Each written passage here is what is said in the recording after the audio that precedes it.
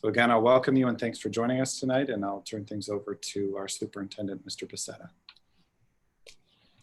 All right, thanks, Mr. Clancy. Good evening, everybody. Thanks for joining us tonight. And this has sort of become a fairly frequent thing over the past year, and that we've from time to time made it a priority to be able to try to in real time engage and interact with our school community. Obviously, the events of the last several days have really necessitated us that we schedule this session tonight. So we wanted to spend a few minutes just walking back over the past several days of what's happened and why did we feel the need to have this session. We wanted to sort of review a little bit what our plan was for the reopening of schools. And as most of you I'm sure already know, we had tried to use a phased-in approach over time based on the best available guidance to us. And then obviously in the last few days, we've had some new factors come into play, and some would say maybe a potential monkey wrench. And so we wanted to share really the most updated information that we had with you tonight. So tonight will be a combination of both talking about where we stand with our plan, what the new guidance looks like, and then taking questions from you and feedback from you so that we can hopefully really answer all of the questions that we have, or at least the majority of them. Some questions we'll probably tell you right up front. There may not be answers to some of the questions because the guidance is still being dissected by people in education and through at the state and at the local health departments. And so some things may have further clarification in the coming days, but we will give you the best information we have. So just diving into this, just to quickly review how we got to this phase. I think it's important to remind everybody that we've been dealing with the COVID situation for so long now that there have been a lot of different phases to this, and some things that we currently just almost take for granted because it's sort of become the way we've operated. It's important to point out that plans and expectations have evolved significantly since last year. The example I use frequently is masks. Last year, there were a lot of conversation about whether or not school would require masks if 6 feet of distancing was possible. And in fact, there were a number of districts who did not require masks to be worn by people in school if 6 feet of distance could be maintained. As it turned out, we moved towards a universal masking policy. Staff and students have done a great job in living by that. But now it's actually in the new plan issued by the state, it is a requirement that unless somebody is eating, that they're expected to wear a mask at all times while at the school, even if 6 feet or more of distance is in play. So that's different. That's a shift, and we'll talk a little bit more about that as we go further into the overview. So going back to last year, really a significant amount of the guidance that we live under today came out in August of last year. And when that guidance came out, part of that was that school districts were supposed to seek feedback, input from staff members, from parents, community members. And so we had a series of sessions sort of like this with those groups. And that was to meet the minimal requirement. We went beyond that. We continued to have sessions as we moved further into the year. And has been instrumental in helping us shape our plan. So from the beginning, we wanted to phase in our return to school. We wanted to be conservative at the beginning. We wanted to make sure that we could adequately do all of the things that we were supposed to do to abide by the plan. And so as we were able to bring students back, we did so gradually. So in October, our K through 3 students returned to daily in-person instruction. In November, our 4th through 6th students made the return to daily in-person instruction. And then as we move further into the year, we set our sights on trying to establish a timetable for a return for our 7th through 12 students. So as you know, our 7th and 8th grade students had recently made their return, and that was largely built around what was, substantiated, verified guidance from New York State Health Department, in which, after seeking further clarification, we received confirmation again in writing that the use of barriers, of acceptable barriers, would in fact allow districts to move to less than 6 feet of distance, and that would allow students to come back and still meet the guidance. So we, like many other districts, started to move in that direction. We purchased hundreds of barriers. Some of those barriers were already put into use at the 7th and 8th grade level, with the plan of using those barriers to allow our 9 through 12 students to also be able to return on April 19th. So that was the plan. And then we got really what was unanticipated, unexpected guidance on last Friday night. We did not know that that was coming on Friday night. And in fact, the state health department didn't even actually notify school districts until we got a correspondence on Saturday. The word started circulating that there had been a release of some new type of guidance late Friday. So it was sort of an unusual and odd way of finding out something that's so important for schools to actually have access to. So now we have new guidance. So what does it mean for Canastota? What does it do for our timeline for return? What are the factors that are involved in this?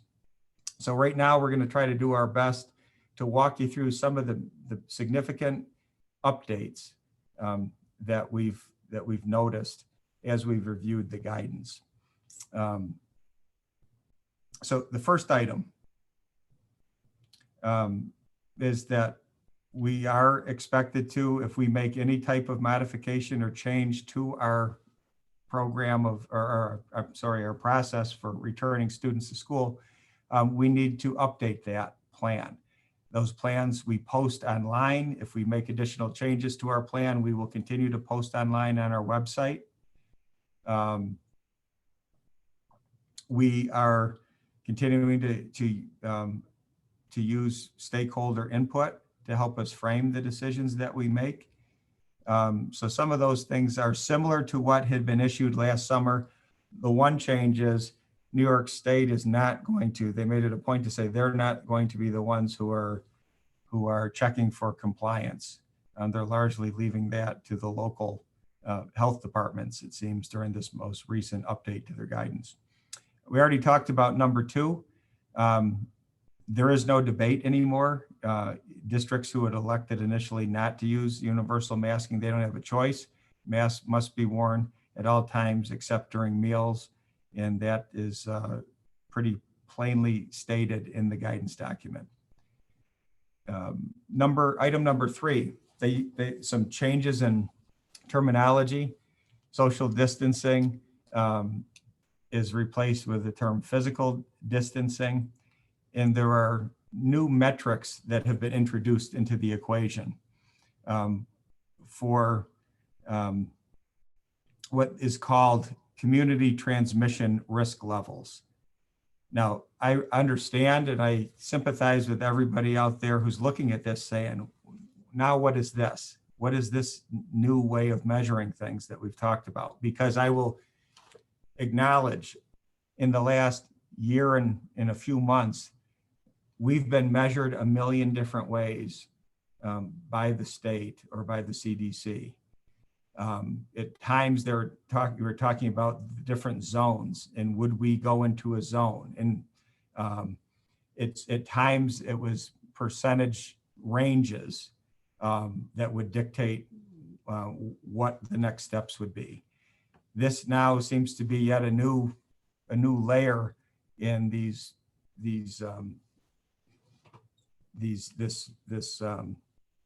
zone concept of how they divide the state up. So what's happened is the state is now using the CDC guidance that divides counties into 4 areas: low, moderate, substantial, or high transmission risk regions. Just to clarify, our understanding at this point is that this is a county number because this is a publicly accessible website on the CDC. You search under county. The reason I'm mentioning that is in earlier versions of accountability metrics used by the state, at times they used regions of the state that crossed over multiple counties. For example, they would say the Central New York region or the Mohawk Valley region or the Western New York region. Now it seems to be centered around county-specific data. So what is that county-specific data? The 2 key measuring points are included in our data that determines what transmission risk level we are at. One is our positivity, is the positivity rate. When you've heard that term for a long time now, our regional positivity rate. And the second metric is the number of new cases per 100,000 population. And that's a key point. Number of cases new cases per 100,000 in population. So this is caused a dilemma for many, many regions of the state in that in this color-coded version of which red is the highest risk level, blue is the low risk level. We have one metric in the red zone. We have one metric currently in the blue zone, opposite ends of the spectrum. In the positivity rate, we are in the low category, the blue category. Relatively low, we're hovering around at times, give or take around 1% to 2% positivity rate, and that's been where we've been for quite some time. The more troublesome metric for us in Madison County is the number of new cases per 100,000 people. That is what puts us in the red zone. The latest numbers that we were analyzing show that if you are over 100 new cases per 100,000 of population, that puts you in the high risk zone. And I believe we were at 107 per 100,000 of population. So this isn't our metric. This isn't the county's metric. This is the CDC guidance that we now are under the state guidance expected to live under. So some people have said, well, so what do? Do you average them? If you have a high risk metric and a low risk, are we now moderate or somewhere in between? The answer is no. The clear answer that we got when we asked this question was whatever is the more, I'll say, undesirable metric is the one that you live under. Okay, so in our case, even though we have a very low regional positivity rate, we have a high number of new cases per 100,000 population. Therefore, we are a high risk in a high risk transmission zone. So some of you are probably thinking, all right, what does that mean? And why should I care? And how does that impact us? It impacts us because the transmission risk level zone that we are in goes a long way in determining what level of physical distancing is allowed to occur in schools. One major shift in the guidance is that they now differentiate between elementary schools versus middle and high schools. So elementary schools under the new guidance with universal mask wearing can reduce the distance between students to down to 3 feet and still meet the CDC requirements. So that's a substantial change and update from the previous guidance of 6 feet. They view they view middle and high school students differently. They view them as a greater risk for transmission, and therefore the guidance reflects this shift in that if a district is in a high transmission risk zone, then middle and high school students are expected to maintain 6 feet of distance unless they can be cohorted. So then the $1 million question becomes, what does cohorting mean? Does that mean that it is the same group of students who throughout the entire day or the time that they're in school move together? There have been questions about, can cohorting be cohorting within specific classes at the upper levels? Those are things that we've asked for clarification on. And I expect to get really hopefully final clarification on a lot of these items tomorrow when we have a regional meeting with our Madison County Health Department. Moving on, and we'll come back to that last point later on, but moving on to several of the other prioritized items under the new guidance. Obviously, number 4, we have from the beginning tried to prioritize our interaction with students who are at higher risk of due to lack of learning. That will continue. We are going to continue to use the high standards for cleaning and disinfecting that we've used all year. I'd certainly compliment Mr. Campbell and his team.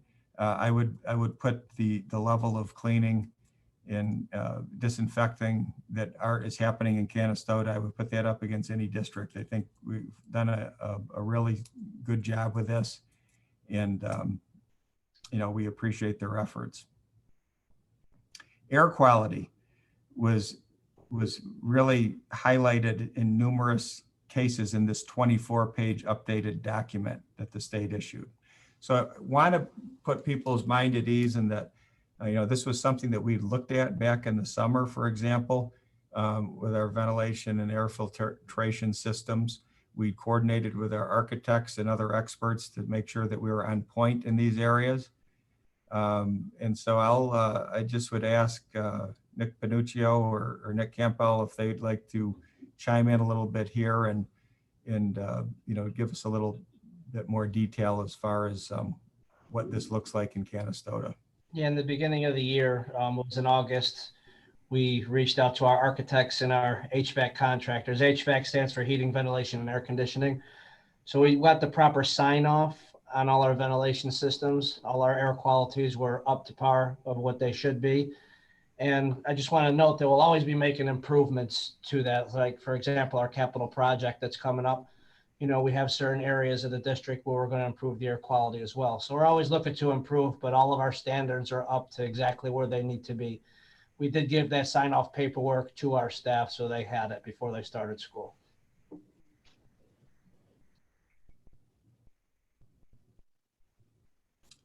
Thanks, Mr. Panuccio.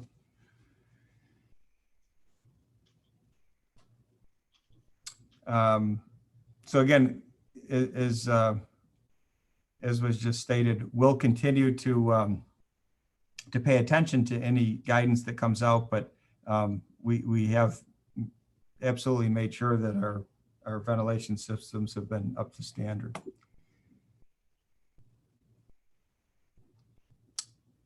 All right, so moving on to item number 7.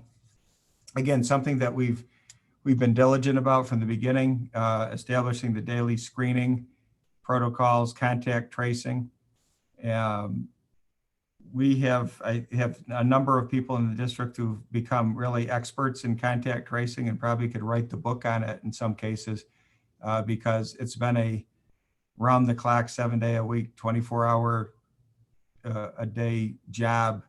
And, you know, I want to compliment our number of our staff, specifically our administrators and our nurses, who have oftentimes spent good majorities of their evenings or weekends making sure that we are coordinating and communicating as quickly We don't have to do anything else.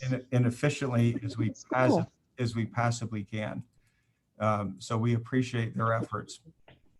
But Like, even that guidance has changed over time in terms of, you know, how the state views close contact and who would be quarantined and those sorts of things. So we've adjusted as time has gone on. We've made sure that we have regular communication with the health departments to make sure that we're in sync with them and communicating with our families. Final point I'd make on that is, if it were not for the extensive amount of communication that's come out of the school, it would not have been possible to contact people. The county and the state did not have the adequate resources to get word out to people really, really quickly at the peak of the pandemic. And so our staff, I think, really did a great job of being able to make some of those contacts much sooner. So because of their efforts, people were able to find out that in fact they should be removing themselves from their normal schedule potentially sooner than they would have if it had been solely relying on the county or the state. So again, thanks to all of those staff members who had helped us with that. Extracurricular, well, I'll back up one step. We still have the daily school report card. Mrs. Henner and our nurses regularly look at that data, make sure it's updated, make sure that everything is recorded properly. And so that is available for public viewing, and that is on our website. And people can access it, you know, as they're interested in doing so. Item 8, extracurricular and interscholastic athletics have really, they've become their own category. And the state has issued guidance, which has evolved over time. And so that is really an entirely separate animal that has different standards and criteria. And so obviously we've followed that guidance as our extracurricular and athletic programs have evolved over this past year as well. Transportation has presented some obvious concerns. The goal of the guidance and the goal of the way we've operated is to as much as possible reduce the density of the population on school buses. We have been sticklers for that. Cindy Clark, our transportation supervisor, has been adamant in making sure that, you know, we don't compromise in that area, that we don't put more students on a bus than we should be putting on. We live by the guidance. I want people to understand something that's really important, that any types of changes that we've looked at, and we've had many changes that have had to happen over time, has a ripple effect with how we operate. So what used to be under a typical year, as we operated, we could make adjustments. If we needed to get another student on the bus, we could get them on the bus. we're really not in a position to do that. One student could have a ripple effect of multiple students as things change. So Cindy's had to constantly update that and change it. And so we really appreciate her efforts and our driver's efforts with making it work. We'll continue to ask families, and this is on the encouragement and guidance from the state document. They're encouraging districts from around the state to continue to encourage families to, as much and whenever possible, provide transportation, because obviously that will give us a little more flexibility with getting your students here and doing so safely. So again, we're obviously trying to do everything we can on our end, but it's obviously very much appreciated if people can provide transportation. Finally, end of year events. This is something that people have asked about a lot, and for good reason. Everybody's curious about what do things look like at the end of the year. Just this past Monday, new guidance came out, giving us new parameters, new guidelines that will frame how we approach end of year activities. So there's a couple of things that are really important and play into this. And obviously each event is unique in its own way, but I'll use a big event that a lot of people are interested in, our graduation ceremony. Last year, we had a cap that was imposed by the state of 150 people.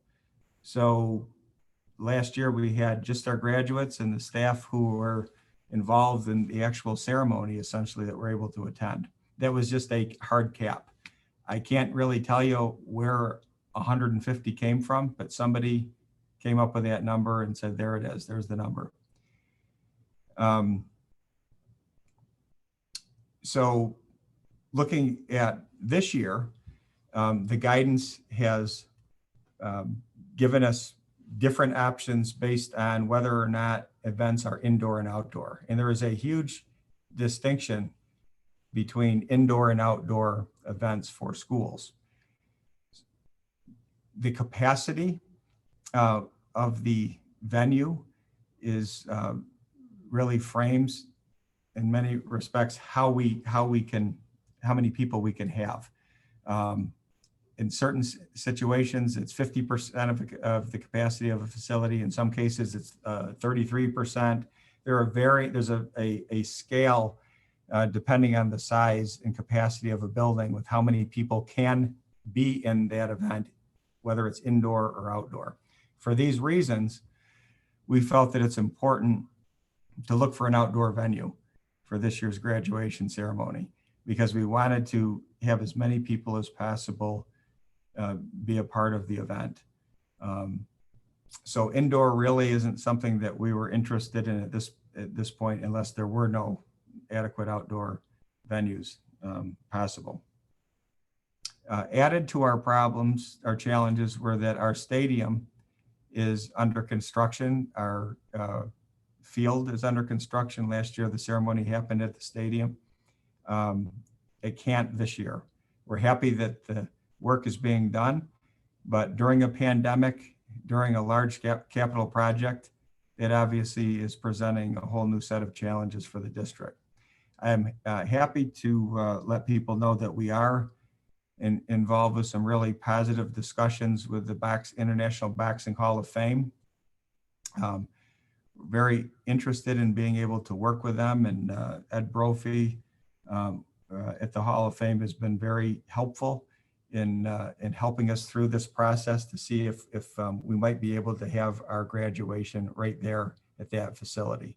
So that's great for a number of reasons. One, not many students can say that they would have graduated at a international Hall of Fame venue. That's pretty exciting and unique. And it also is exciting because it keeps us right here in Canastota. We're not having to leave Canastota and go someplace else. We can actually have this event right here and have it outside in a safe manner. So again, this guidance literally came out within the last 48 or so hours. And so we're involved in coordinating with the Hall of Fame and Ed Brophy. We're going to be coordinating with our local health department to make sure that we're doing everything that we're supposed to do to meet the guidelines. When we're able to announce something, we certainly will. We're also actively involved with meeting with our advisors. We have more meetings coming up this week where our administrators and advisors will be dissecting the information. We're going to be looking at the appropriateness of various venues, both in school or in other locations, depending on the event. Whether it's, things like senior dinner, dance, or proms, or end of year award ceremonies. Those things are all being evaluated now in light of the new guidance that we've received. So a lot more specific information will be coming out in the coming days, now that we actually have the guidance that we needed to make those decisions.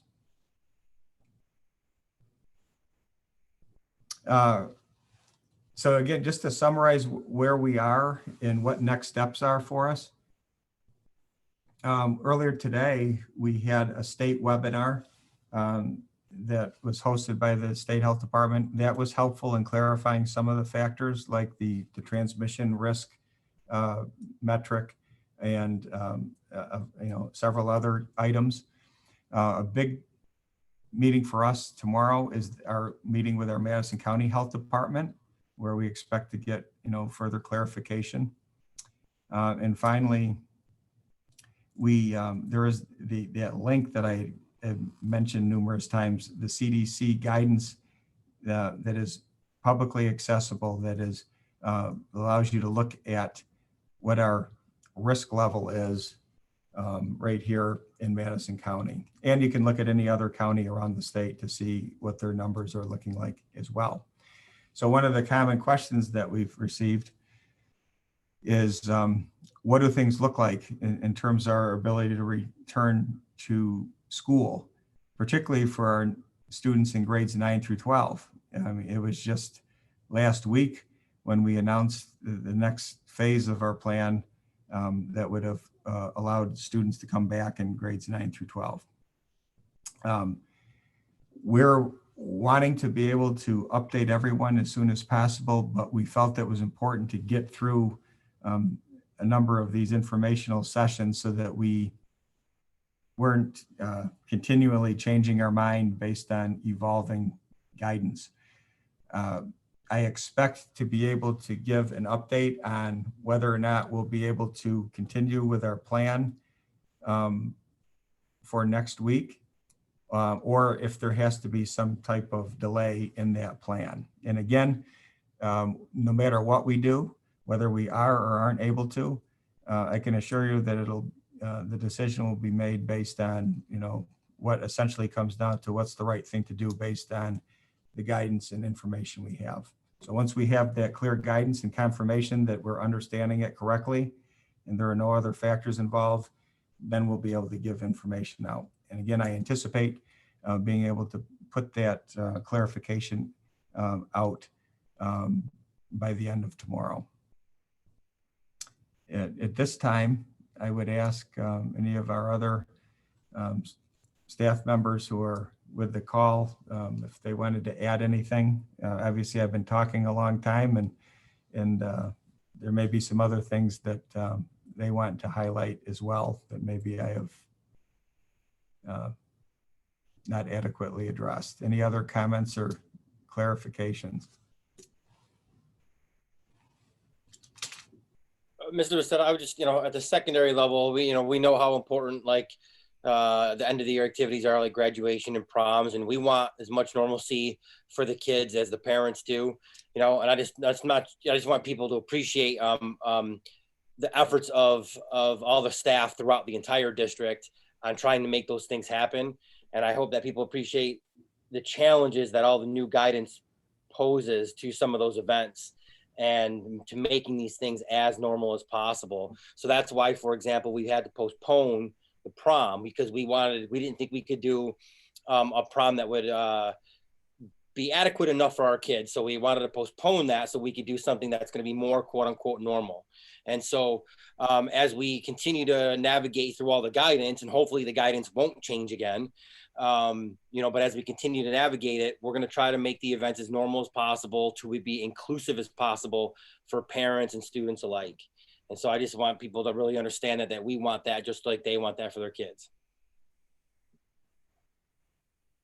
Yeah, it's a good point because things have changed so much. And obviously, when Mr. Altobello, when he's talking about things like the prom, well, obviously we want our students to be able to have a prom. Problem was when we're told that guidance is going to be forthcoming and the guidance doesn't come out until 2 days ago, but yet we have a prom that's still scheduled in April, and you want to be able to have it as close to normal as possible. It really didn't make a whole lot of sense to try to move forward with something and then try to adapt in such a short timeline. And so for that reason, we thought it did make sense to try to essentially buy a little bit more time where we could maybe have something that's a little more enjoyable for the students to participate in. So we appreciate people's patience with that because we know it's obviously, we're all adjusting to the level of chaos that we've had to, we said I had to roll with the punches, but so we appreciate your patience. Other thoughts?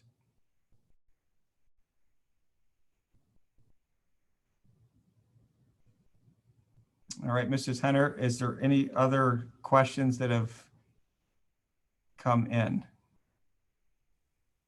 No, we don't have any questions. There was a concern in general about the flow of traffic in the mornings and the afternoons, picking up and dropping off students, and just a request that we look at that, to consider maybe making some adjustments to that to make it more purposeful or more efficient. I do have a couple more questions coming in now. So regarding the junior prom, the last email we received said that this would be happening outside at the school. With construction, how would this be possible?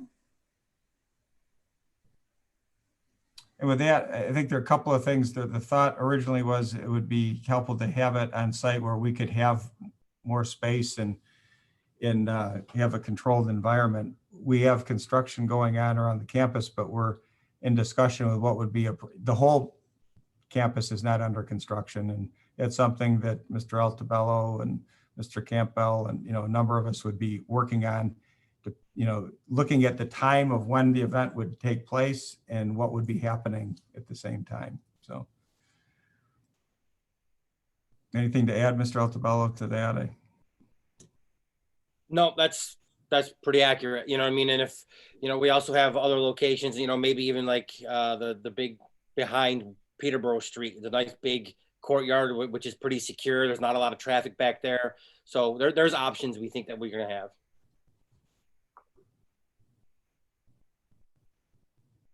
All right. Other question? Yep, there is one other question. I'm sorry, I just noticed it. In some of the changing in the guidance, it had mentioned that priority should be given to students that might experience a greater loss of learning. Will there be any considerations made to prioritize students that have high risk of mental health or behavioral issues? Yeah, I mean, that's always been a part of the equation. And for those types of questions, that has to be sort of an individualized conversation, depending on the needs of the student. So the answer to that is yes.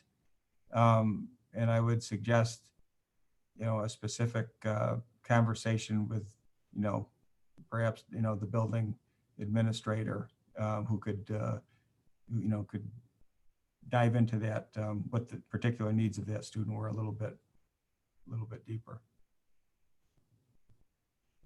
Sean, if I could just add to that, that's certainly one of our priorities. The challenge becomes is that when that particular student has declared that they're remote, and then they want to come back to school, but that we don't have the spacing because we still have to follow all the social distancing guidelines and so forth. So that's when it becomes a problem. But we do, if and when we can, we'll get those kids in without question. After we've either been informed or we've identified that a kid is really, really struggling, we do try to get them in as soon as possible. And that's an important point, because it's not that the district is trying to be difficult, but we're trying, when we ask for input, for example, when we put a survey out, we had hundreds and hundreds of people respond, which we really appreciate, to what is your intention for your child educational program. We take that information, and then it's all a part of a big puzzle. Can we do adequate transportation? What would that do to the bus runs? Do we have capacity in the classrooms? Do we have capacity in lunchrooms, and so on and so forth? So all of that is significant. So when it is not that we don't want to accommodate it, but we can't accommodate sometimes when we have requests coming in at other times. We can't immediately accommodate that with the current arrangement. So that's why during the course of the year, we've tried to establish different times where we take that feedback, and then we make adjustments accordingly. If we were to every single time try to immediately make an accommodation, we would literally never be able to settle into any type of pattern. It would really cause complete chaos with the way we operate. So just want people to understand that we will always work with people and accommodate people whenever possible. It's just not always immediately possible in a pandemic with very strict requirements to be able to immediately accommodate it. But we'll do our best and continue to try to work with you whenever possible.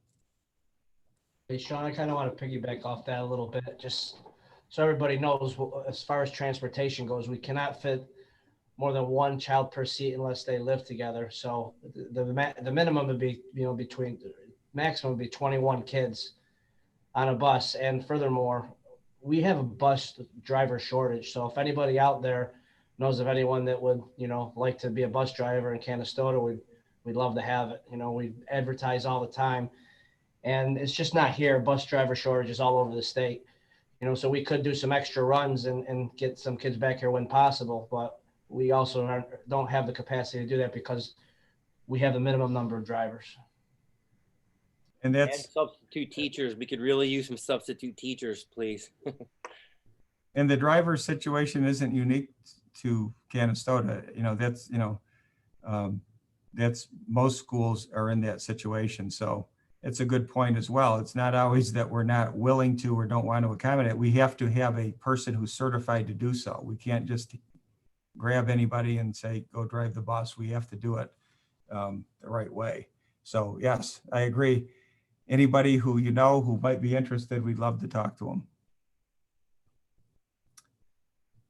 Other questions? Yep, I do have another question. It's actually been asked by a couple of folks. So if the plan moves forward with students 9 through 12 coming back in person full-time, will there still be an option for students to continue to learn on a hybrid schedule? So if to stay in a cohort and only come to school 2 days a week instead of all 5? That has not been asked to my knowledge. I haven't had that. I don't know, Mr. Altobello, if you've had that question. For the way the options were presented was, remote is still a possibility for people who want that format or a return to school. We have not had many requests of people who do not want that. What I would say is we're always willing to talk to people and have a conversation if there's unique circumstance, but if that were to happen, that might have significant limitations on other students who may have wanted to be able to participate. It's sort of a complex, it adds a little bit of complexity to the problem because that really wasn't the option that we put forward. And it really hasn't come up, quite honestly, in any of the other, as we've brought back K3 and then 4-6 and 7-8, that hasn't really been something that people have been asking for, to my knowledge. At least it hasn't come to me. So that would need more conversation. Go ahead, Mr. Altobello. Yeah, I've only heard it maybe twice tops. But the problem with that, whereas, seemingly it might make some sense and be easy to do, it's not, because tracking students is a huge issue for us. And being able to track what student is where they're supposed to be and when is very, very, very important, because there's a lot of accountabilities attached to that. And there's a lot of, what's the word I'm looking for? Not accountability, but Regulations. that's not the word I'm looking for either. But yeah, there's a lot of regulations for us to know where a kid is, when they are. And if we have multiple different schedules and every kid is on a different schedule, that creates a huge complexity for us to track our kids. And so I want to be cautious on that. And like Mr. Becerra said, I mean, in a very extreme situation or a very unique circumstance, I think that we can have that conversation individually.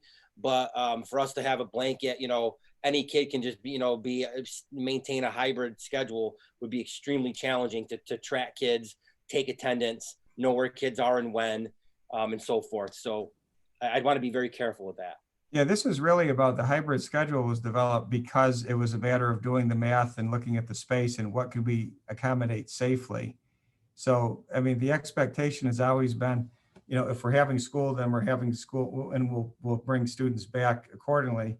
The state has allowed for the remote option, but I think for the most part, that's the way it's been viewed by us, and that if we're open and you're going to be in person, then you'll be in person when we're open. If you're not, you've chosen the remote option, and for all those reasons, and probably even some more, Mr. Altobello already started to outline. This has caused a lot of logistical issues to begin with. To add, more, even more layers of it would be quite difficult. But again, if you think it warrants a specific individual conversation, then we can certainly have that. Other questions, Mrs. Hunter? No, that's it. All right. Well, we appreciate everybody's participation. We appreciate your patience. We're all frustrated by what seems like an endless stream of changes and modifications, and they're just, we've really had to adapt to a lot. We understand that you have as well, and we hope that you understand that we will always make the decisions that we can defend in the interest of our students. And sometimes doing the right thing means that we need to have complete information. And so while I know everybody would like to know exactly what's going to happen when, the reality is, even the people here who are in charge of running the school, we don't necessarily know, because things have changed so quickly.